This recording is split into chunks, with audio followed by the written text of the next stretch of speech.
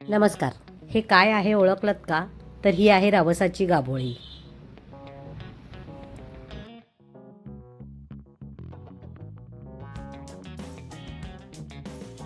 मोदकमाई प्रस्तुत मानसीज कुकिंग स्टोरीजमध्ये आपलं सहर्ष स्वागत आहे.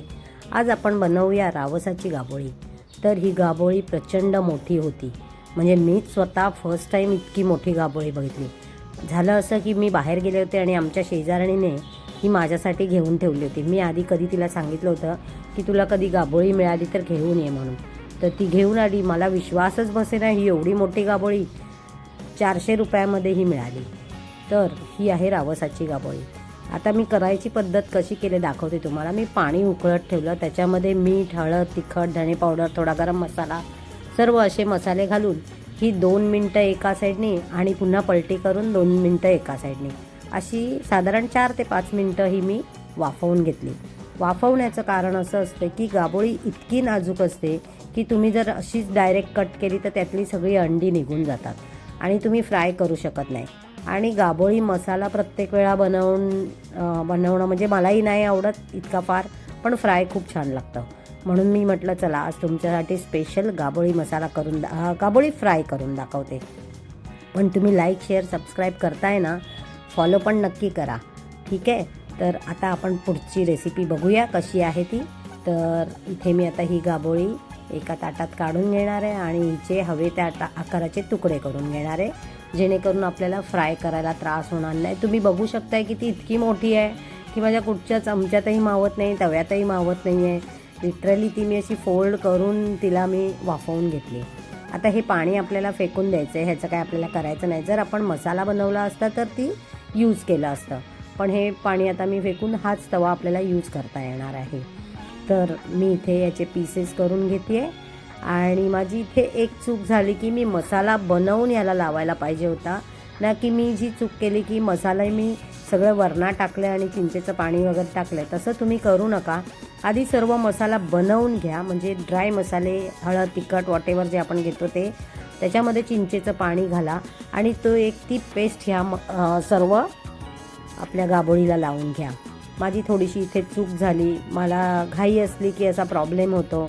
आणि तुम्हाला एक सांगू इच्छिते की हा व्हिडिओ मी 8 ते 10 दिवसापूर्वीच शूट केलेला आहे, कारण की सध्या आमच्या घरात एक इन्सिडन्स झालेले आहेत. एक नाही तर 2 वाईट असे इन्सिडन्स झालेले आहेत. तर आम्हाला आता व्हेज, नॉनव्हेज आम्ही म्हणजे नॉनव्हेज आम्ही खात नाही आहे, प्युअर व्हेजच आहे आमच्याकडे सध्या.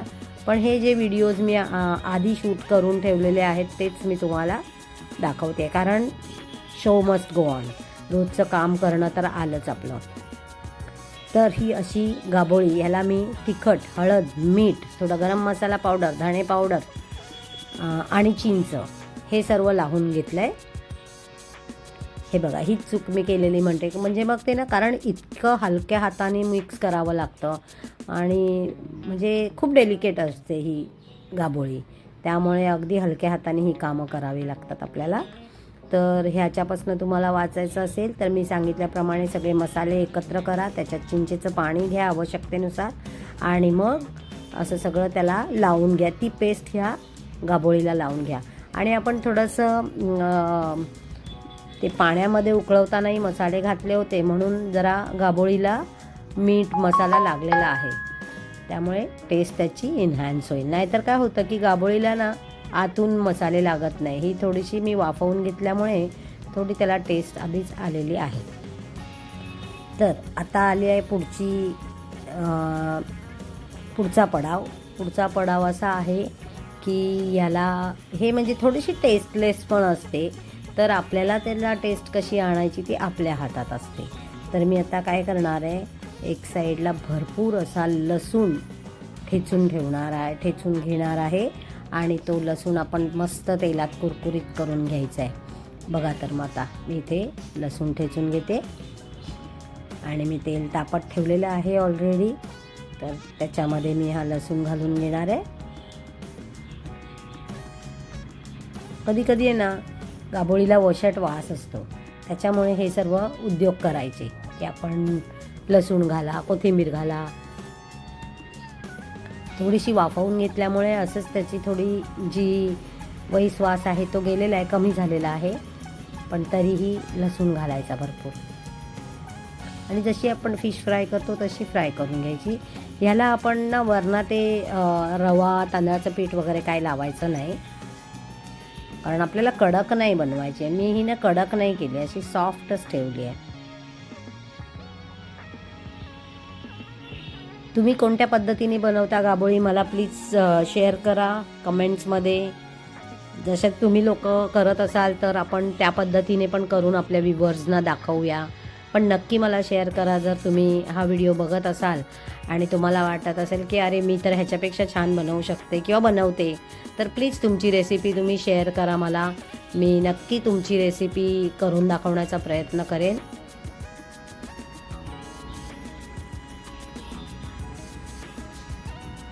हे पहा, आता इथे आपण ही फ्राय करायला ठेवलेली आहे.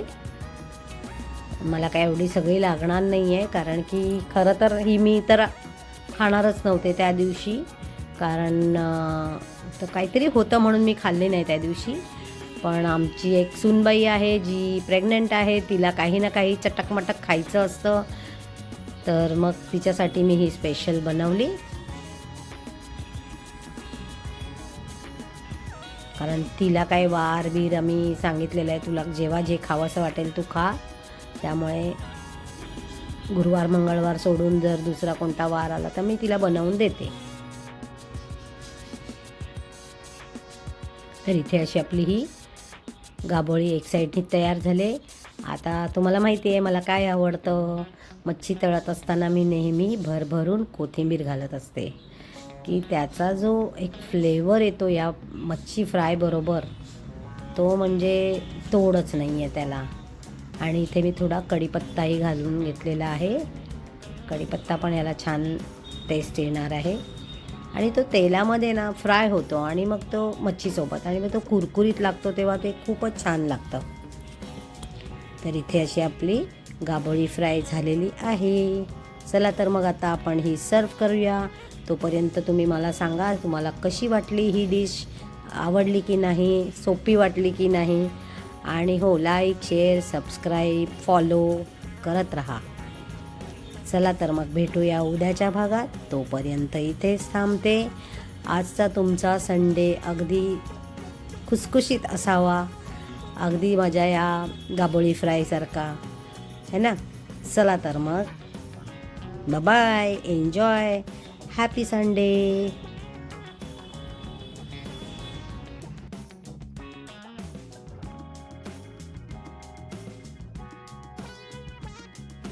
ऐका ना, तोंडाला पाणी सुटलं असेल तर नक्की कळवा हां, आवडली की नाही ते. बाय.